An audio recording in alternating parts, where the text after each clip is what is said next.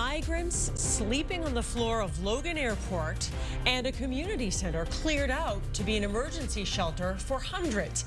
How did we get here? Thanks for staying with us. I'm Paula Eben. And I'm Chris Tanaka. Tonight, WBZ is taking a closer look at the migrant crisis in New England. First, the crisis by the numbers. Now, we just got new data from Homeland Security. Immigration made nearly 9,000 arrests in New England in the last fiscal year. Nearly 4,000 non-citizens were granted asylum, but the demand much higher, close to 18,000 asylum filings just in Massachusetts. And you often hear the crisis being blamed on political leaders and failed policies. But as WBZ's Louisa Moller discovered, the real answer is far more complex.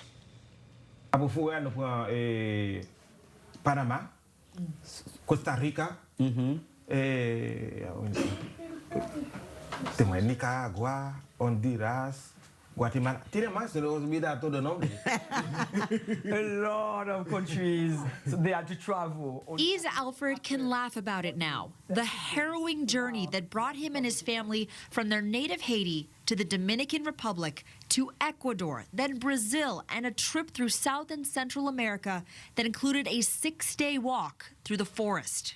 Was this little man with you the whole time? Est-ce que tu peux bien avec nous? Oui, oui. No peut-il des têtes? Yes, the entire time was carried on his back.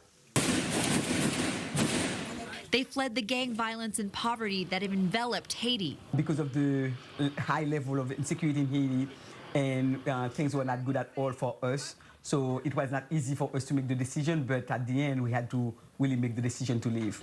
I'm imagining this many-month journey was really challenging. What was driving you this whole time? She said, God, was the one leading them because, again, you have to be strong to really take on that journey. The book is on the table. Fácil.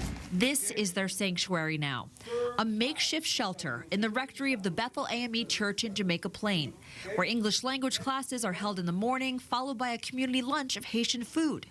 8 migrant families are staying here, and Dr. Gerald Gabot knows they are the lucky ones. Feeling December 7 to last week, we already had 2,000 people, new people registered with us. So it's not a simple affair. It's every day, hundreds of people are coming to all of the sites. Dr. Gabot runs the Immigrant Family Services Institute, the front-line organization that has tackled Massachusetts' migrant crisis head-on since it first began. For months, the state was housing homeless families, many of them migrants, in hotels under the Massachusetts Right to Shelter law.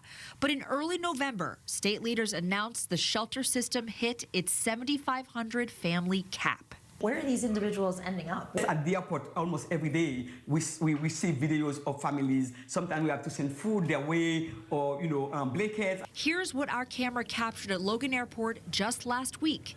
So how did we get here? It starts with complex federal immigration policy. The folks that we are seeing, by and large, have come either via a Biden parole program, so the CHNB, or they secured an appointment through the CBP1 app. International Institute of New England, or IINE, immigration attorney Chiara St. Pierre points to 3 recent changes. The expiration of Title 42. They invoked the COVID-19 emergency and allowed us to turn folks away who normally would be processed at the border. Expanded daily appointments on an immigration app called CBP1, which allows folks in Mexico at the border, in theory, to make an appointment, to be vetted, to come in and claim their right to asylum. And the so-called CHNV policy, which is Cuban, Haitian, Nicaraguans, and Venezuelans who are eligible to apply for travel authorization if they have a sponsor here in the U.S. And it can admit up to 30,000 folks per month under those programs. Of the 2.5 million migrants who came to the U.S. through the southern border in 2023, according to U.S. Customs and Border Protection data, it's unclear how many have landed in Massachusetts. Governor Maura Healey's administration reported roughly 3,500 migrants in the state's emergency shelter system in mid-December. And IINE Senior Vice President Zan Weber says many Haitian immigrants are drawn here by word of mouth. Massachusetts has the 3rd largest Haitian diaspora in the country, so we already have a sizable and supportive, strong community here. So I think that is one of the reasons we're a destination state for so many Haitians. Many like Yves are desperate to work. I am someone who loves to work hard, and I would love to have my driver's license and my work authorization too. The Biden administration promised to expedite the processing time for work permits to 30 days. Yves' family has been waiting here for 2 months and is still waiting. Is it frustrating to wait? Est-ce que ça dure pour attendre? Est-ce que ça... Bon, ça dit tout comme fait mal dans le travail, il va faire